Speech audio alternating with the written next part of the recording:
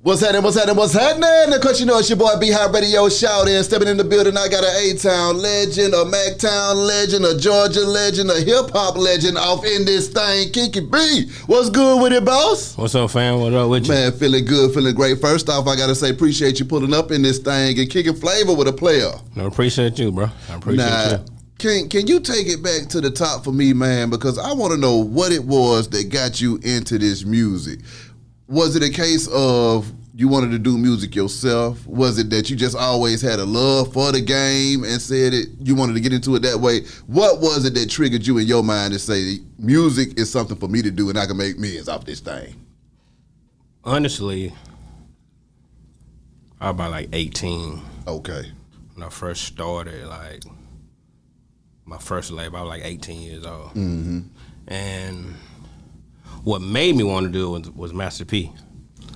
Makes sense. I'm with you. Just be honest with you. Yeah. And then Cash Money came around and picked up the pieces of what he left off that, and I was like, yo, if these niggas, I'm saying to myself, you know what I mean? Like, if me and Jeezy used to talk about it all the time, like if these niggas doing that shit, and I'm listening to these lyrics and I'm like, we riding, got the jewelry, we got everything they got. That's right. We can do this shit too. Come on now. Like, you know what I mean? Because we were living their lifestyle. So yeah. We were like, fuck it, we just started it. Talk to me about coming out of Mactown with it, Duncan Block. What was that like for you coming up down there, and what was that vibe like and stuff? I mean, back then, Macon always been this fucking notorious gangster ass city. Yeah.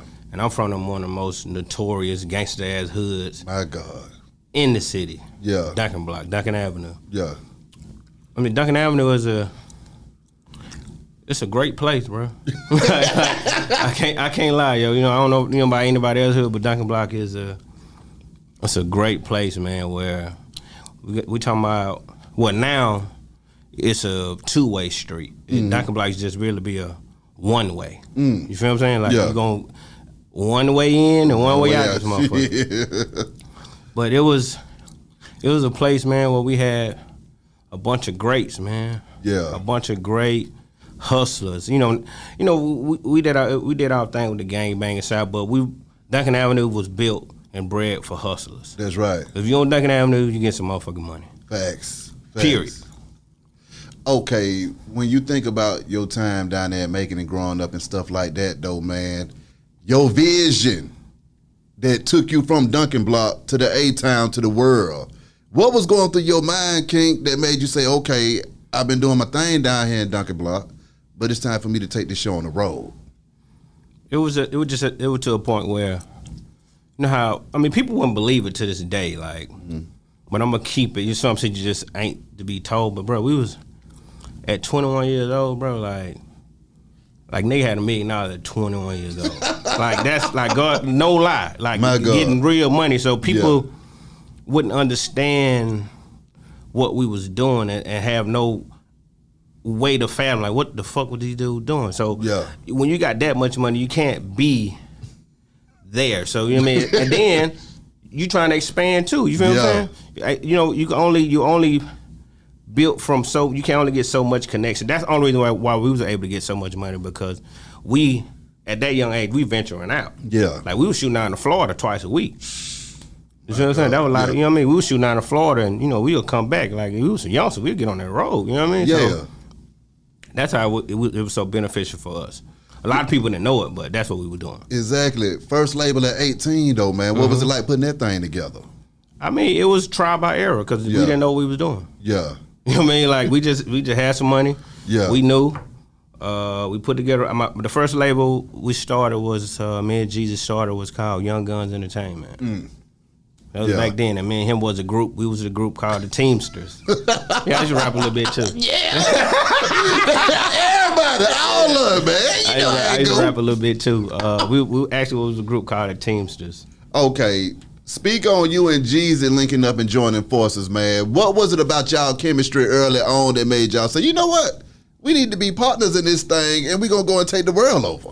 Well, no, actually, me and Jeezy met down in Fort Stewart in boot camp. Okay. We was in boot camp, and you know, from the first day we got off the bus, we just was It was a brotherhood from that day, and we just stuck together from when we got there until we got out. But when we got out, you know, you lose contact. Yeah.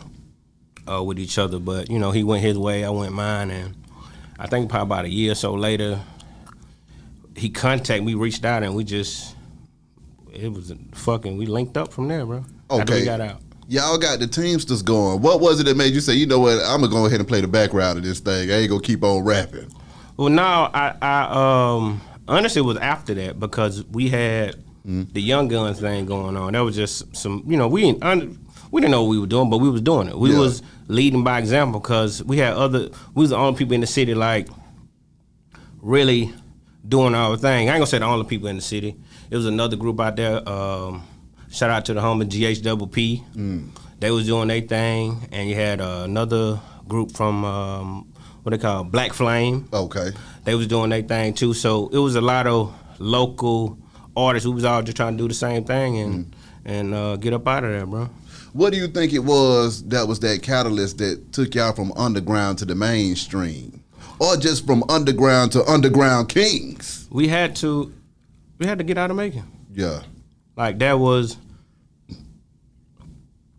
it wasn't hard because, you know, he had family here in Atlanta anyway. Okay. Like, you know, his cousin, JoJo and Sid was some major niggas back up in the early 80s. Yeah. You know what I mean? Like, they were some major niggas here back in the day. So, we, when we got up here, actually, JoJo was in the Fed then. So, Sid was still out. So, we just got up here and we just started moving around, bro. What was it like for you when y'all touched down in the city, though? Because y'all already having y'all weight in, man. So, I mean, was there any transition from... Well, it really didn't have to be no transition because once you gotta understand when you getting money and you go to another city, you already with the major players. Facts. So we get up here, we with the major players. Yeah. We in the strip clubs every night. We doing our thing and moving around. So once your face started to get familiar, it's just like home. This is my home. Yeah. Like, what people don't like, they know that song came out. You ain't from Atlanta. I'm from Atlanta. I pay my taxes in Atlanta. I'm from Atlanta. You feel me? I'm with you. So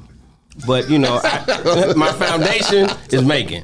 Yeah, you feel me? But yeah, bro, we were plugged, bro. We were plugged in. So I mean, when y'all in Atlanta and it's time to crank up this music again, though, I mean, what? But we was living in Atlanta. We both moved to Atlanta in I think I was 19, 20. Yeah, I think I was 20 years old when I like officially I'm gone. Yeah, but we was already here, like okay. You know, you still gotta take care of your business and whatever. Ain't enough for that. You know what I mean? I had my setup. You know, I shoot down that bit, take care of my business. But I was here. Like I was here every day. We was here every day. We was in the club. This was back when Nikki was cracking. You know what I mean? Like we was hit Nickies. We was hit the Strokers. Like this was way back. This was Gentleman Club days. Yeah. So you know, like this was the beginning. Yeah. Before Gentleman Club shut down and none of that. Like and Nikki shut down. My God. We was here. Yeah. So it's just a matter to get up here transition, bro. Like if you're a player, you're a player. So, but with the music though, the music was different because thinking about it, when we first put out that first project, Thuggin' on the Influence, TUI. Yeah. But we was back and forth, but we was still living in Atlanta. You know, because back then we was working with Pretty Ken. Yeah. What up, though, Ken? Pretty Ken back then, and John gave us a beat too. We got a beat from John. Yeah. And who else showed us a love back then? Pastor Troy. Yeah. So we was already moving up here with some of the major players that were producing. Yeah. So we just got in where we fit in, bro.